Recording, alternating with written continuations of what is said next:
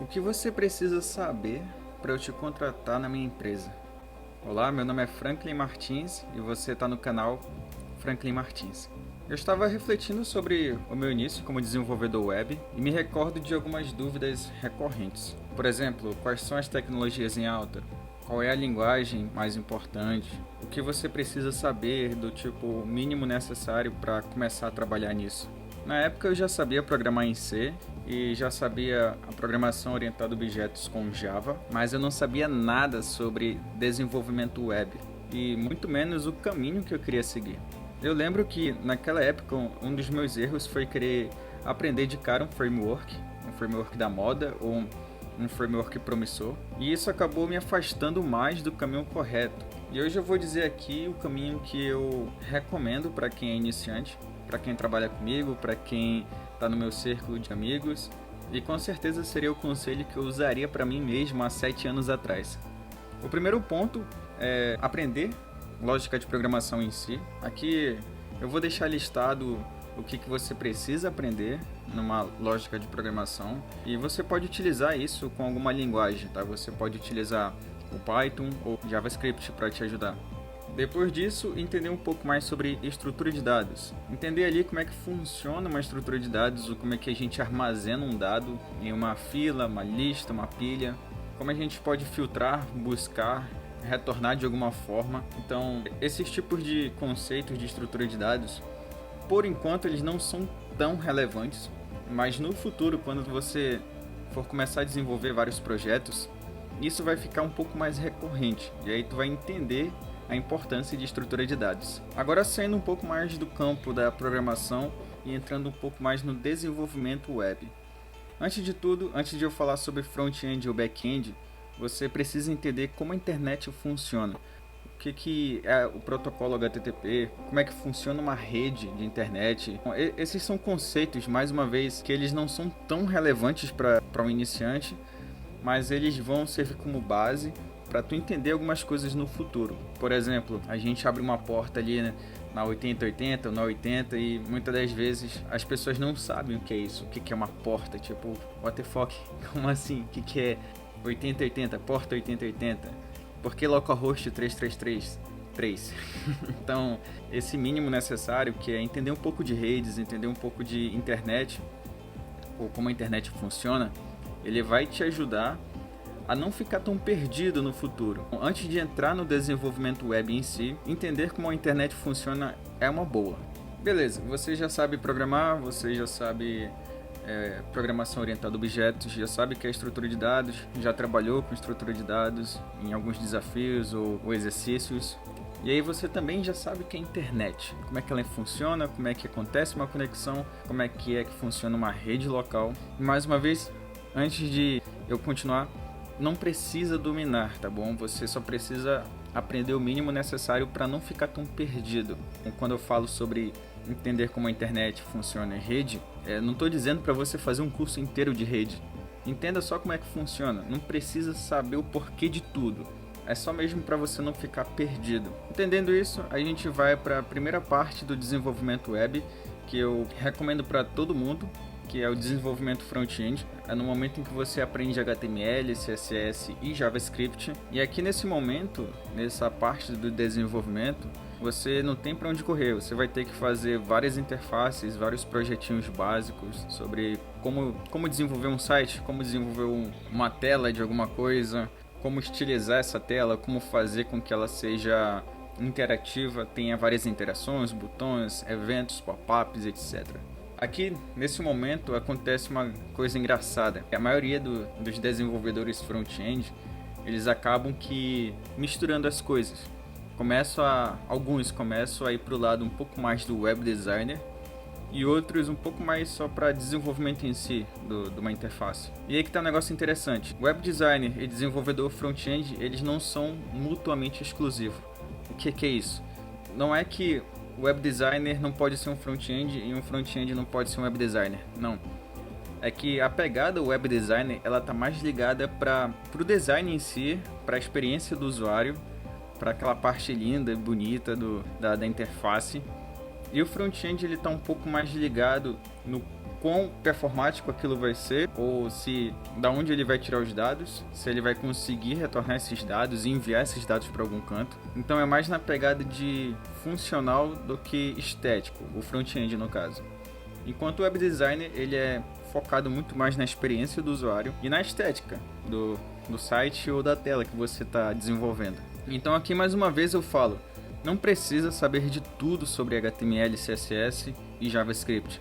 Você sabendo como construir uma interface, sabendo como enviar dados para algum canto, receber dados de algum canto, isso já te deixa apto para fazer vários projetos, já te deixa apto para fazer várias coisas, e a partir daqui você já pode passar dessa fase e ir para outros caminhos.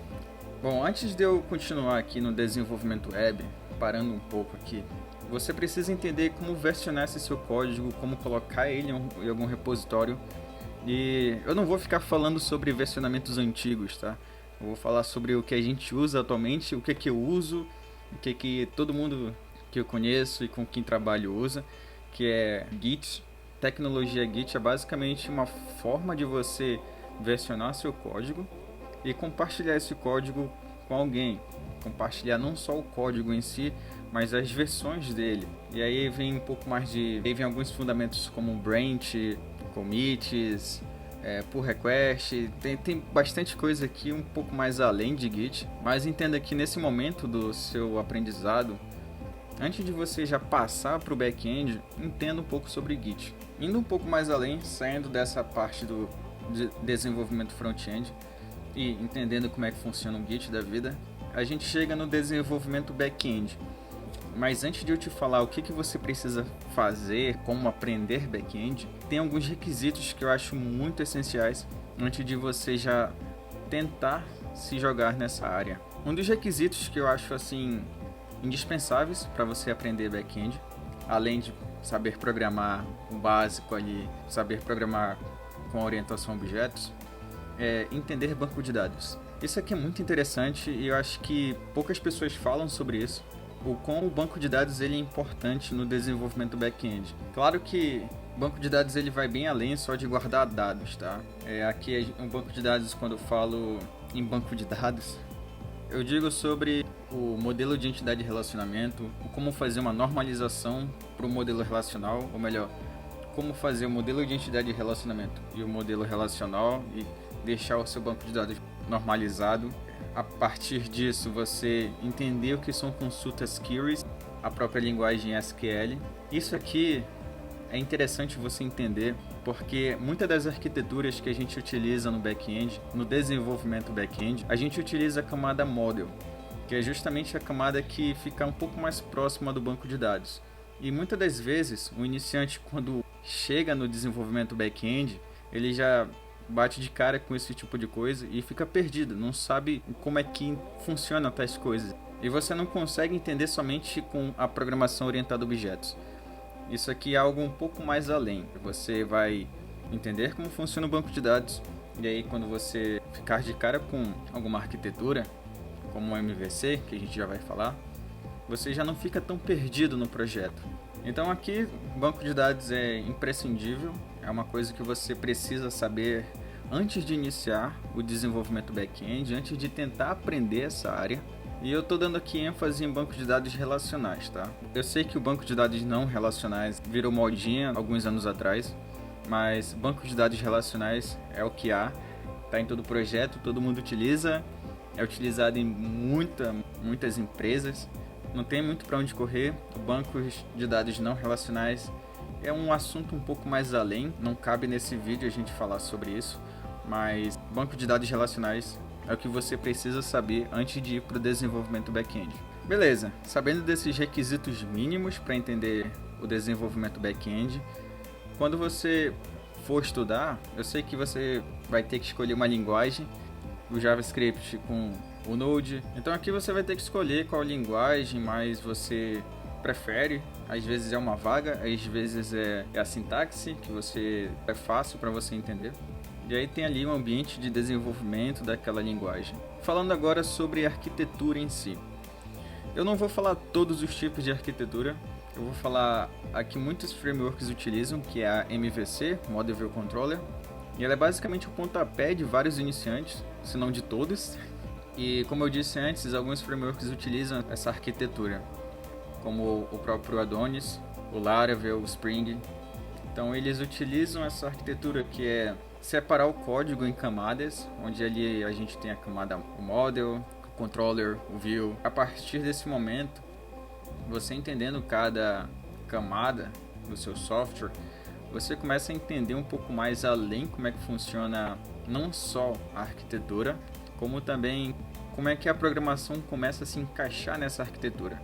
Outra coisa que você precisa entender com o desenvolvimento back-end, segurança e autenticação. Aqui eu vou falar bem básico, você não precisa, mais uma vez, não precisa dominar todo o campo da autenticação. É um campo bem grande, é um negócio bem bizarro, gigantesco, velho. Você não vai entender a autenticação ou todo o campo da autenticação. Então eu te recomendo aprender só o básico ali, entender como é que funciona um JWT da vida ou um Sessions da vida, para que você somente proteja a sua aplicação ou proteja as rotas da sua aplicação. E eu sei que isso aqui é um bate-papo um pouco mais bem por cima, eu quero só que você entenda todos esses pontos e eu vou te dizer como se aprofundar em cada um deles daqui a pouco, tá bom? Então, fazendo um resumo aqui, depois de você aprender programação, estrutura de dados e programação orientada a objetos, você já pode versionar seu código, desenvolver aplicações front-end, desenvolver aplicações back-end, e aqui tudo isso é o mínimo necessário para você já trabalhar. Tem um negócio da hora que o Akita fala que às vezes você não precisa aprender 100% de tudo. Às vezes os 20% já resolve os 80%. Esses passos que eu coloquei aqui para você aprender e se nortear, eles são basicamente os 20% de cada área e 20% de cada estágio, e que é o mínimo necessário e já vai te ajudar a desenvolver o teu projeto pessoal, aplicar para alguma vaga ou até mesmo começar a empreender nessa área. E outro negócio legal é que a partir desse momento que você já sabe tudo isso, você vai começar a entender o que te atrai mais, no que você se sente mais confortável, e aí você vai começar a pesquisar um pouco mais sobre o que você quer ser especialista.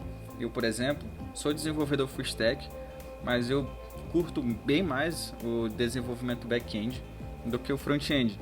Eu sei ambos, mas a minha proficiência, o meu nível de aprendizado, ou melhor, o meu nível de especialidade é mais pro lado do back-end. Você, quando chegar nesse nível de entender tudo, de tudo um pouco, saber fazer algumas coisas ali em cada campo, você já vai poder também se especializar, entender o que mais que te atrai, o que mais te satisfaz nessa carreira.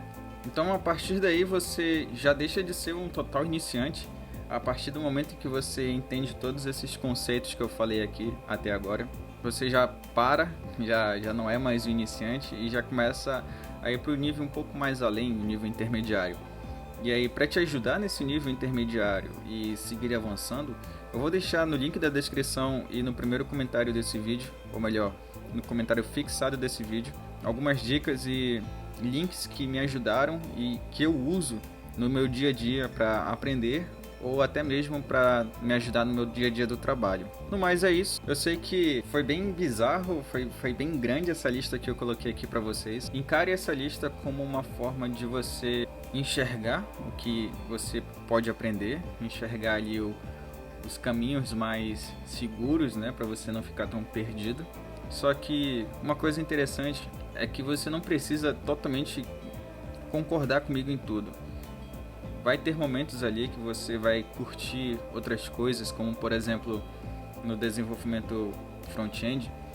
Pode ser que nesse momento você simplesmente não queira mais continuar seguindo o desenvolvimento web em si.